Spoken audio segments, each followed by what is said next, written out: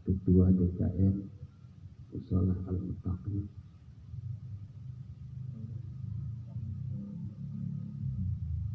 dan yang saya hormati Al-Ustaz Ali Rahman, dan yang saya hormati Al-Mukarram Al-Ustaz Joko Santoso, dan para asatidz yang lain, dan tidak bisa disebutkan namun tidak bisa mengurangi rasa takjub pribadi. Yang saya hormati para RT,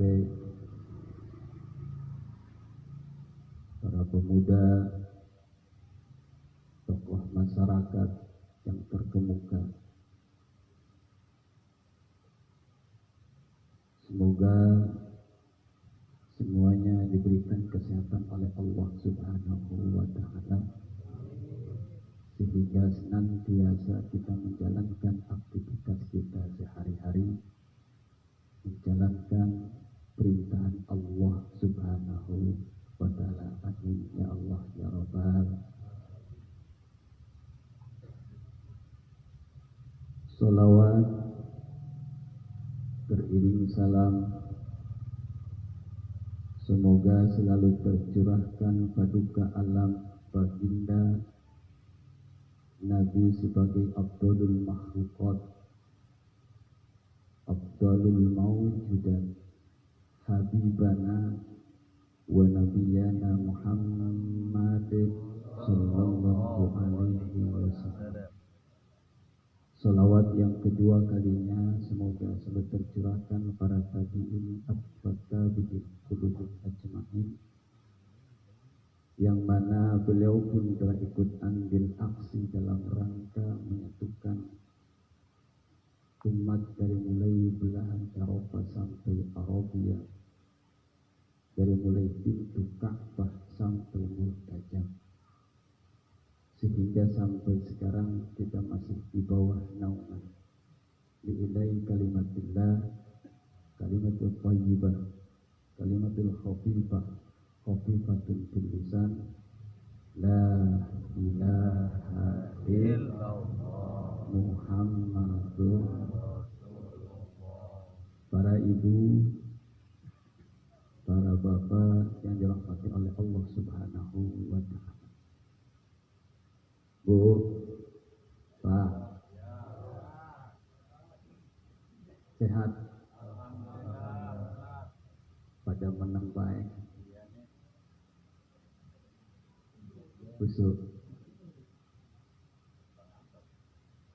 Khusyuk memang diawali dengan acara, yaitu lewat seton tersebut. Ada yang khusyuk mendengarkan, ada yang khusyuk tidak mendengarkan. Kelihatannya tidak ngobrol, tapi tidak mendengarkan. Kenapa bisa terjadi seperti itu? Ya memang pekerjaan setan seperti itu. Tidak jauh. Dalam acara seperti ini adalah acara yang sangat luar biasa, intinya yaitu adalah pengajian. Setan makhluk yang paling luar biasa, sampai setan tersebut bisa menutupi mata, telinga, dan hati. Lewat mana setan masuknya ke dalam tubuh manusia? Yaitu lewat liang pori-pori.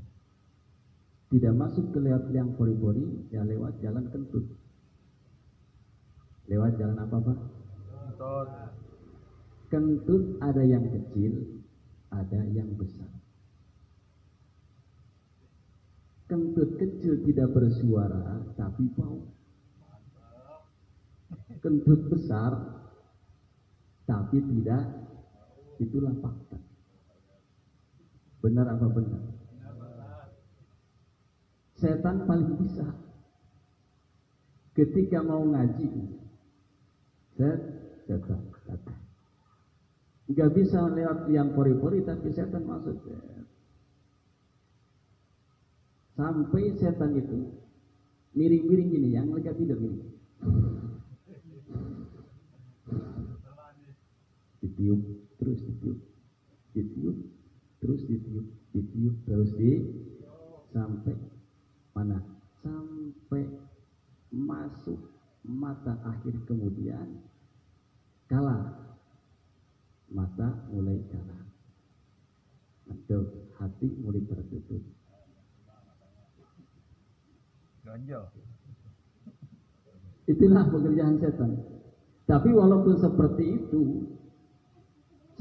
itu, alhamdulillah bisa mengalahkan setan. Masih bisa duduk di tempat majlis taklim daripada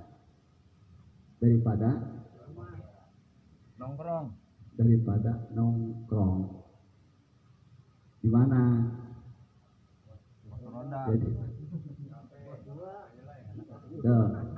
alhamdulillah kita masih bisa berduduk bersama-sama. Sudah disediain apa? Kopi, makanan, bahkan itu udah datang apa namanya itu, tumpeng, pokoknya nanti kita makan tumpeng nih Pak Dede. Siap. Nambah Pak Dede. Boleh. Bungkus. Alhamdulillah, karena kata Nabi Sallallahu alaihi wasallam, kan min amalin yatasawwaru bi suratil a'malid dunya wa yasiru bi husnin niyah min a'malil akhirah. Banyak amal perbuatan yang berbentuk amal dunia lalu menjadi amal akhirat. Kenapa? Bihusni niat, karena bagusnya niat. Bapak-bapak nyiapin sound system, ibu-ibu nyiapin cocot, kopi, apa tanya tadi? Tumpeng. Ala kebuli. Itu hasil kerja ibu-ibu. Itu adalah a'mali dunia, pekerjaan yang ada di dalam dunia. Yang gelar sama sejadah, terus kabut semuanya digelar. Yang ngasih makanan, yang ngasih air, yang ngasih kopi. Ada yang kopinya kurang, tambah lagi. Cakep. Nambah. Guru tambah no. Bro. Banana tambah no. Ulang ngantuk pengen lu jangan.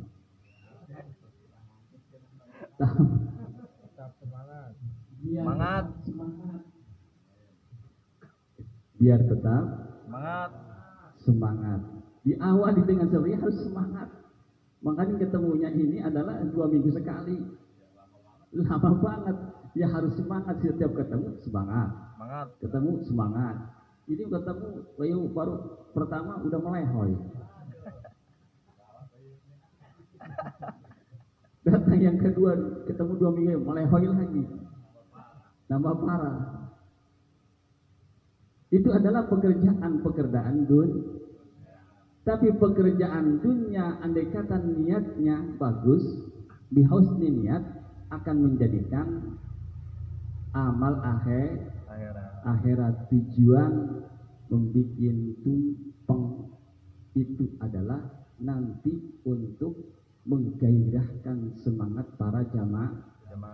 Semangat karena ada tumpeng, bukan karena Pak, jangan sampai semangat karena ada tumpeng nih. Ada kuehnya, ada berkatnya, baru semangat.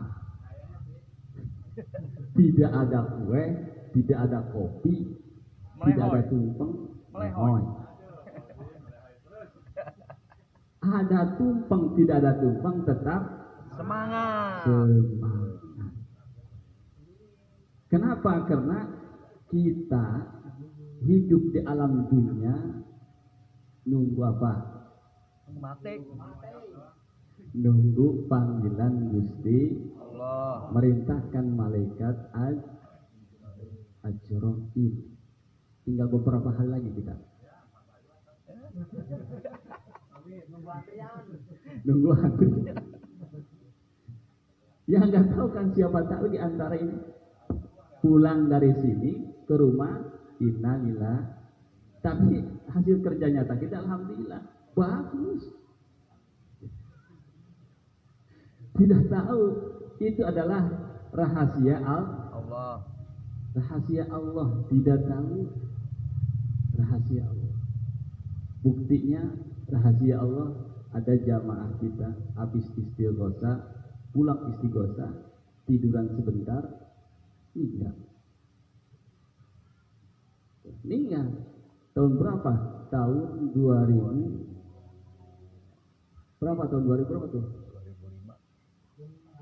2005. Ada halnya. Masya Allah. Itu alhamdulillah habis zikir, habis baca syahadat, ucapkan kalimat thayyibah.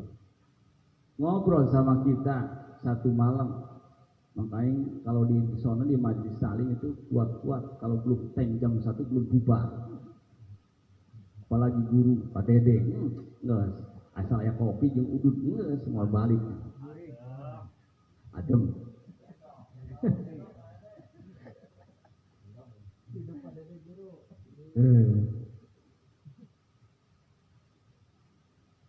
Pulang dari sana ternyata dipanggil oleh Allah Subhanahu wa ta'ala. Itu adalah pekerjaan manusia yang berupa di alam menjadikan amal akhirat.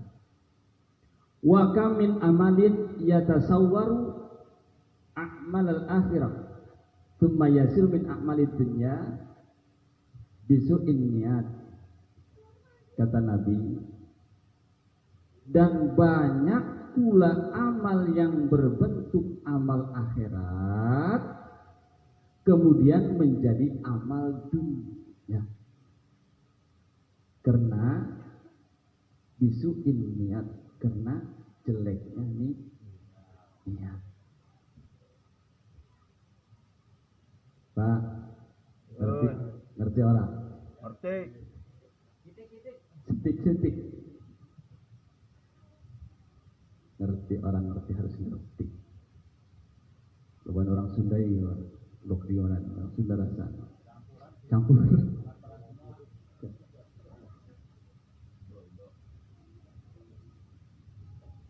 Pekerjaan kita, amal akhirat kita membawa pekerjaan seperti sound system, memasak kopi, aqua. Itu adalah tujuan, dalam arti tujuan untuk amal akhirat. Bisa jadi amal akhirat menjadi amal dunia, tidak menjadikan pahala. Kenapa? Karena bisu'in niat, karena jeleknya niat tersebut. Kasih ini, bikin ini karena ingin dipandang orang lain, karena ingin di alam orang lain, karena ingin dipuji orang lain. Hayang ke alam. Bahasa ini pengen ke alam, hayang ke alam. Ya. Padahal pekerjaan akhirat, sholat 5 waktu, berangkat berjamaah, tapi bukan karena Allah, tapi karena DKM, karena Pak Ustadz Joko. Malu saya kalau tidak sholat bersama Pak Ustadz Joko, malu saya sholat Pak Ketua DKM kalau tidak sholat, malu saya lihat teman-teman. Berarti sholatnya karena Pak Ustadz Joko, karena Pak DKM, karena Pak Ustadz Ali. Sholat itu adalah karena ngaji bukan karena ketua DKM. Saya kalau tidak datang malu sama ketua DKM. Saya malu kalau tidak datang ke ketua yayasan Pak Yus. Segitu. Hidup Pak Yus. Tuh. Tergantung bihusni.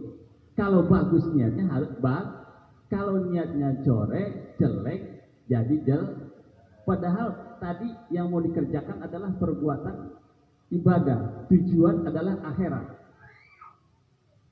tapi tidak mendapatkan suatu pahala.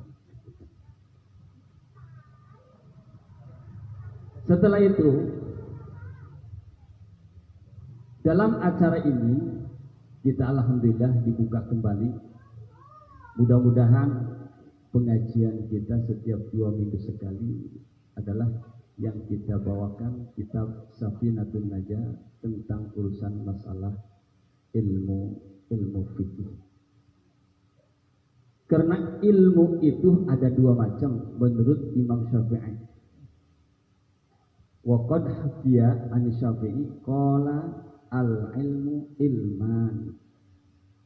Ilmu fikih bil adyan wa ilmu tib bil abdan wa ma wara'a dzalik bulghatu majlis.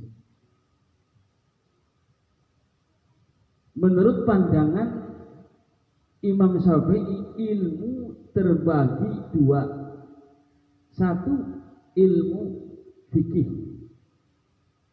Ilmu fikih adalah untuk mengetahui hukum agama, mengatur sholat berjamaah, mengatur kehidupan manusia, munakahatnya, tentang urusan masalah pertikahan manusia, itu diatur dengan ilmu fikih. Apalagi kita belum tahu tentang urusan masalah sholat, pembatalan sholat, wajibnya. Yang kedua, kata Imam Syafi'i, ilmu tibilib abdan, ilmu dokter. Ilmu dokter yaitu adalah untuk memelihara badan. Kalau kita ada keregetan, ada kesang, keringat dingin, panas dingin, itu lari kita kemana? Ke dokter. Boleh. Sakit gigi, dokter juga. Sakit perut, dokter juga. Pokoknya mah.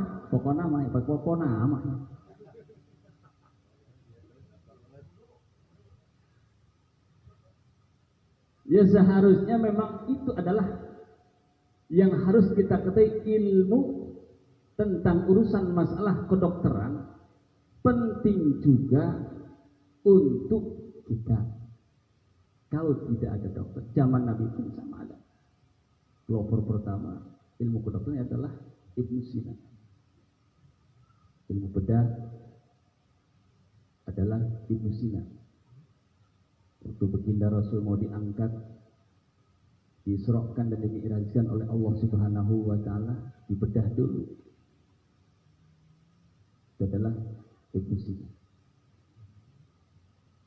Tapi semuanya ilmu itu harus didapat dari mana? Ilmu itu didapat dari pembelajaran metode belajar kita. Ilmu fikih harus belajar dengan ahlinya. Siapa ahlinya? Yaitu adalah para ulama. Siapa ulama? Ulama itu adalah pewaris para nabi. supaya kita didapat ilmu yang kita pelajari, apakah kita ngambil sumber dari mana? Kata baginda Rasul, innamal ilmu bitta'allum. Bitta'allum. Sesungguhnya kata Nabi, ilmu itu diperoleh dengan metode belajar dengan guru. Bukan dari mana? Bukan dari YouTube, bukan dari Mbah Google. Kata Nabi, innama ilmu bitalum bil Mbah Google, tidak ada.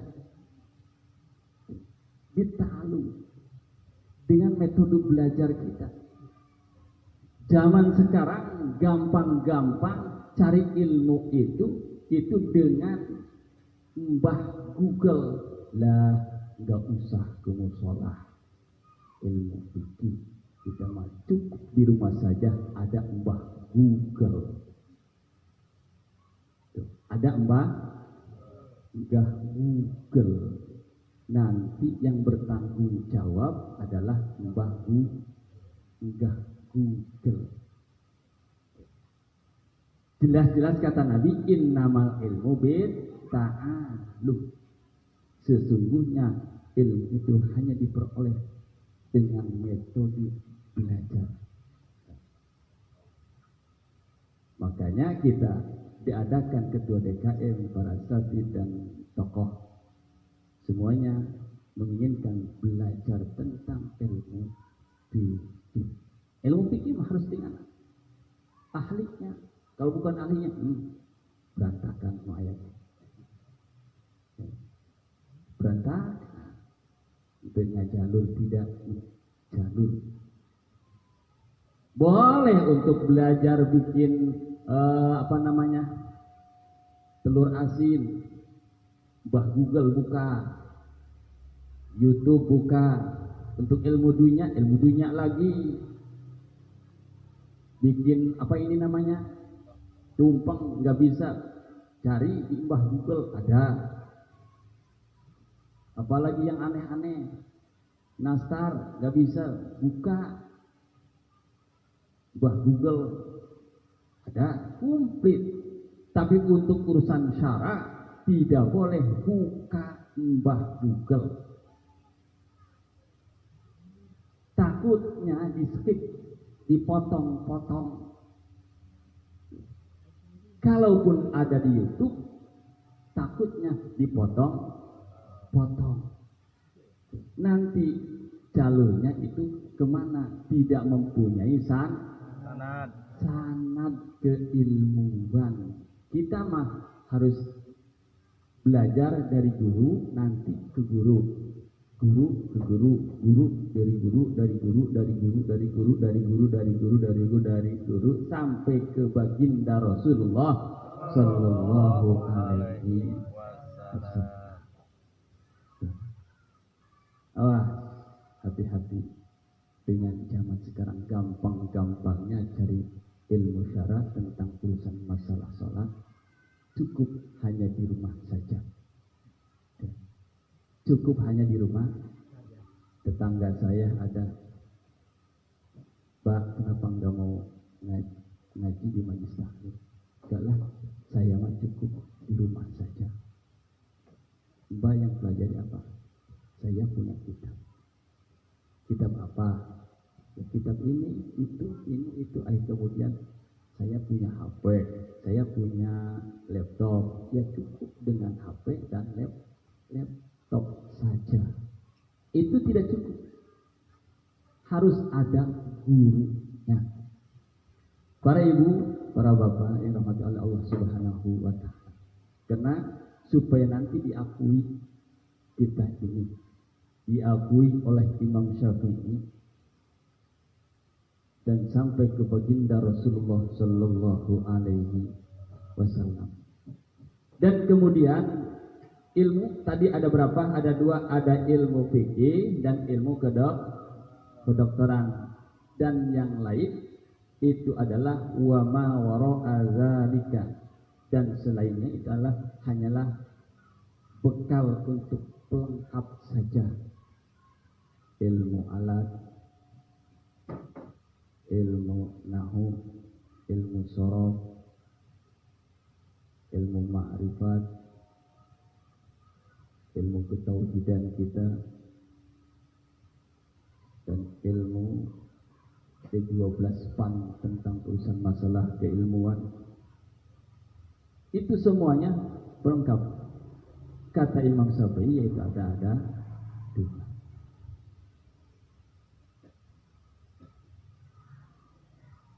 Para ibu, para bapak yang rahmati Allah Subhanahu wa ta'ala, kita harus bersemangat dengan diadakan pengajian ini,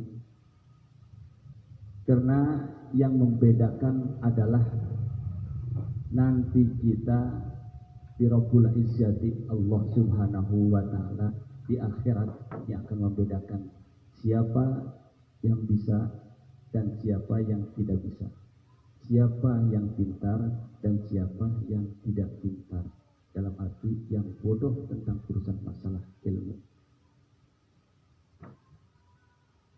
Menurut Ibnu Abbas, darajatul ulama fawqal mu'minin, derajatnya orang-orang pintar dan orang-orang bodoh itu adalah 700 mi'atin 700 darajat. Ma baina darajatin, sedangkan di antara darajat 500 tahun. Ada tingkatan-tingkatan. Tingkatan pertama 500 tahun. Tingkatan kedua 500 tahun. Derajat ketiga 500 tahun. Ibu, bapak, atau kita orang yang bodoh paling bawah derajatnya. Kita ingin jadi orang bodoh apa orang pintar? Orang bisa apakah orang yang tidak bisa, tidak mampu untuk belajar kitab, dalam arti belajar itu? Tentunya kita harus menjadi orang yang pintar tentang urusan masalah sholat, ilmu, fikih, supaya derajat kita naik ke atas, naik ke derajat yang pertama, kedua, ketiga, keempat. Sudah tahu rukun sholat yang 13, 14, 15, 16, 17, 18, 19 sampai rukun sholat 20.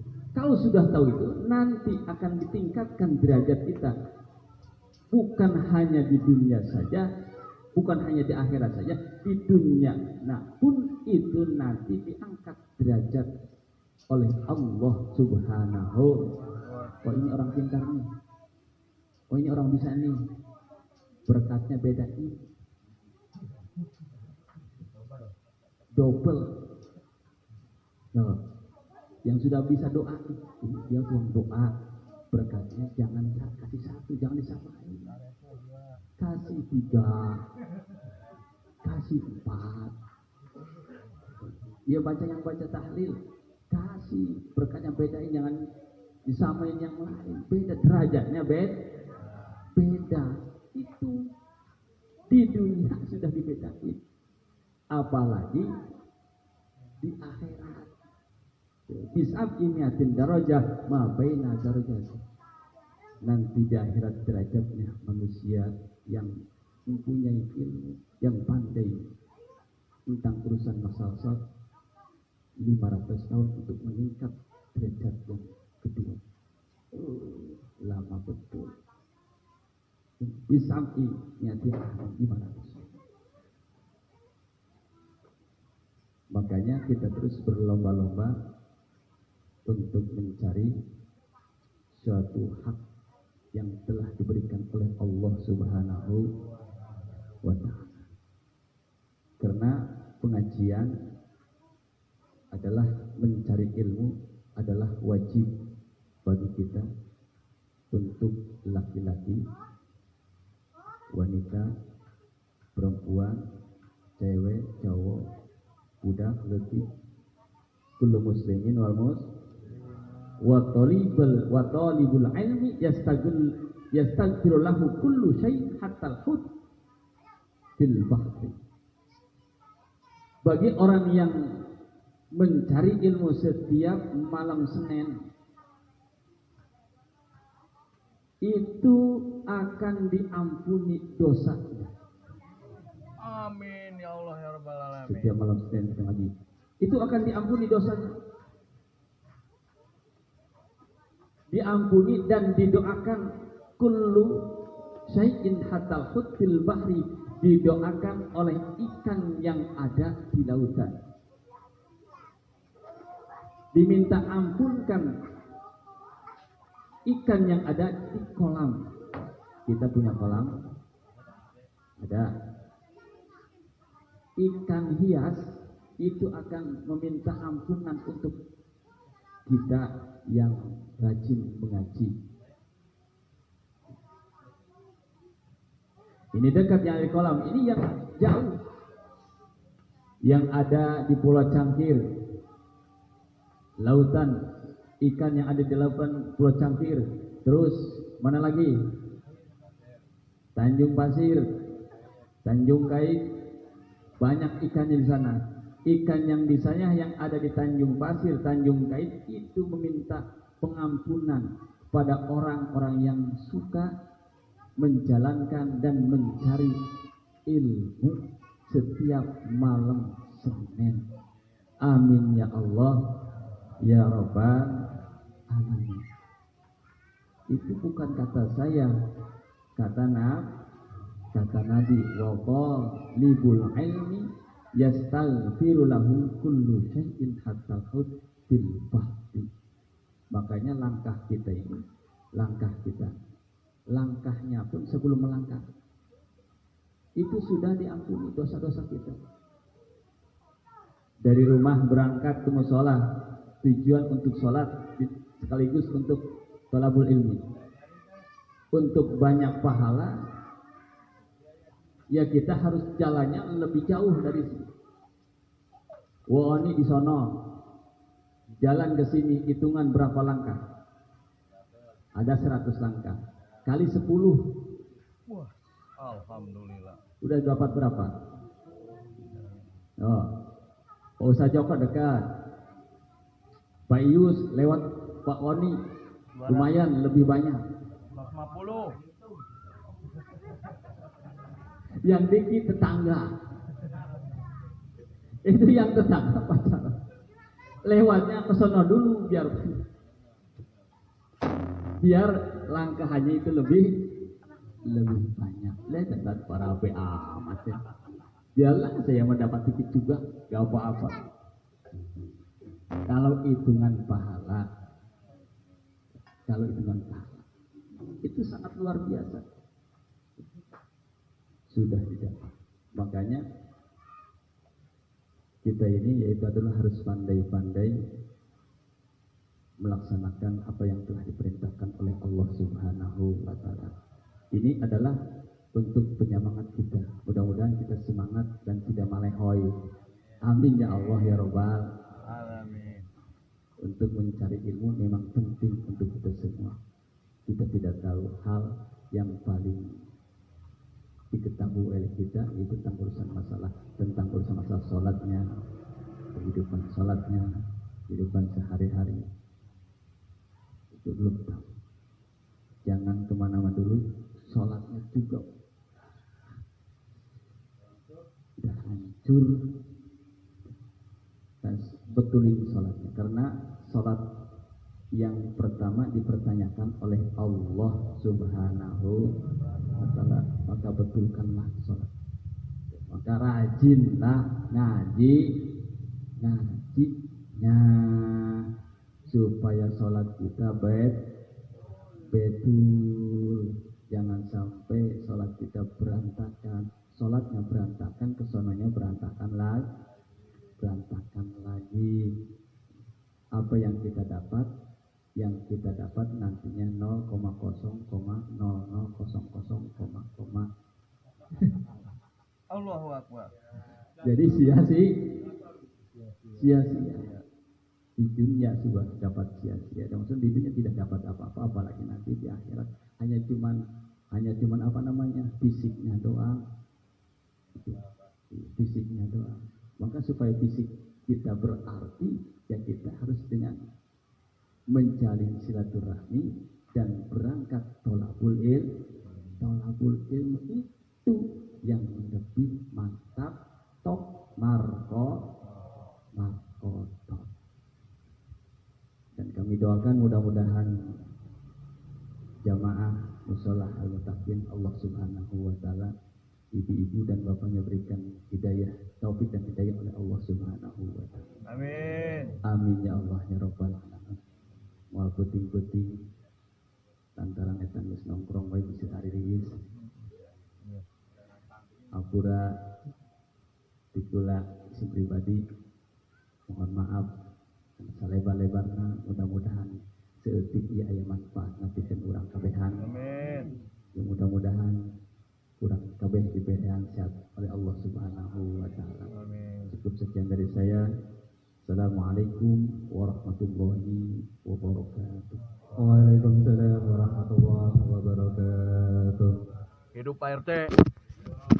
Mohon maaf dari tempat duduk dulu.